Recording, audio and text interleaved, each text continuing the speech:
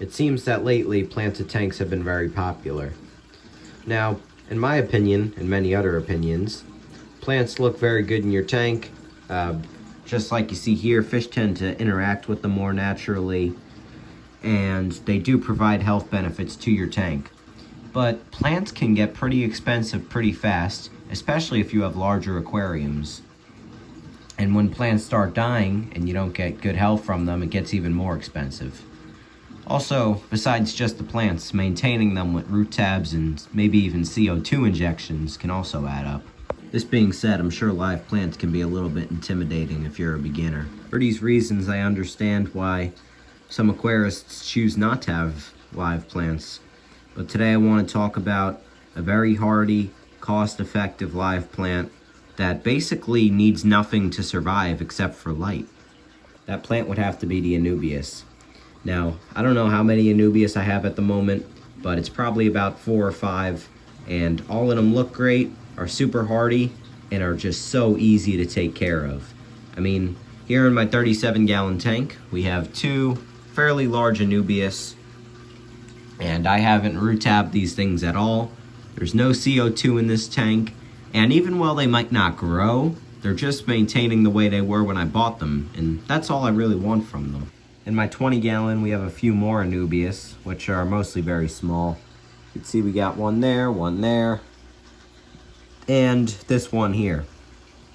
Now, talking about how hardy Anubis are, it's worth talking about this plant right here.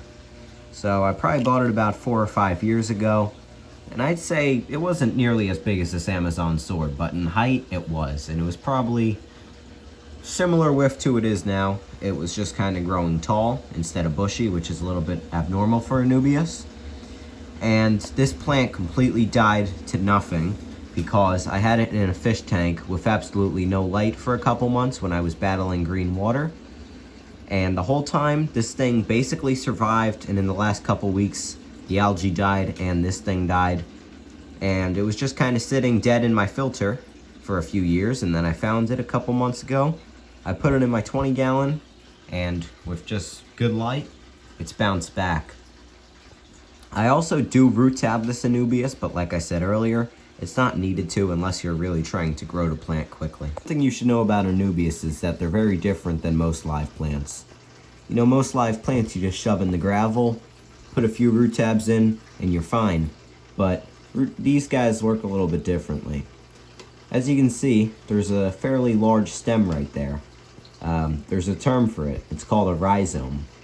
So there's a few rhizome plants except for Anubis, but Anubis is by far the most popular one. So basically what a rhizome plant means is that if you bury that fat stem that all these leaves come out of, the plant will die.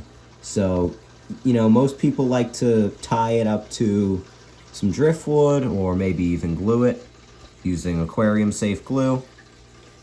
But you can put this thing in the gravel, just be careful not to bury the rhizome. As you can see here, I have mine just under a rock and under a natural stone here.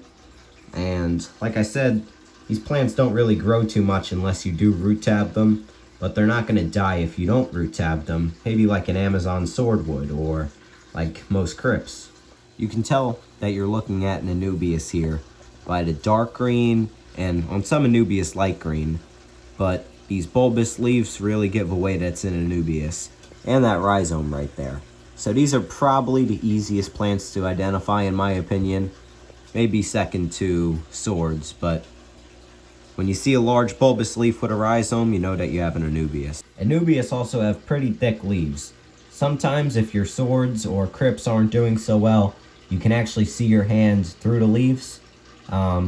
Obviously that's if they're not doing too well, but these Anubis have pretty thick leaves, so if you have cichlids like I do, or maybe loaches that like to dig them up, or sometimes even the Synodontis catfish are known for digging up plants, it's not going to be an issue.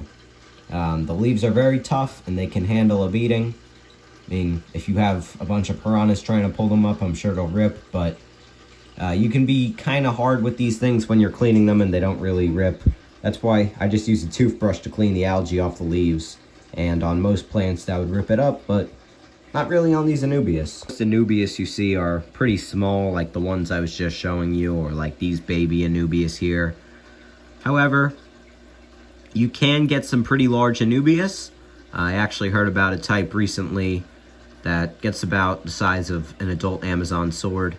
So the types of Anubias are basically endless.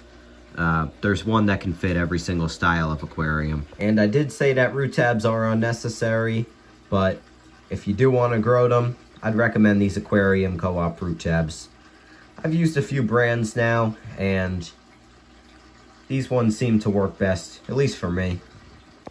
Now, you might have to focus a little bit, but you see that little orange pebble right there is actually what I believe to be an Anubias egg.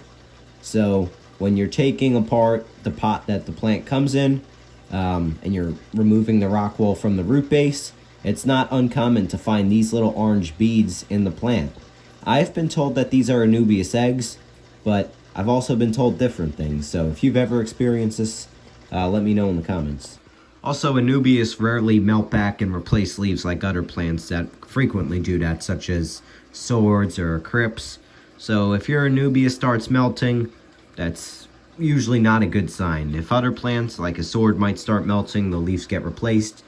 But these things grow a little bit differently than other plants. That's going to do it for today's video, but I appreciate everyone tuning in. Just wanted to talk a little bit about how these Anubias are very tough plants and why they're my personal favorite. Have a nice day.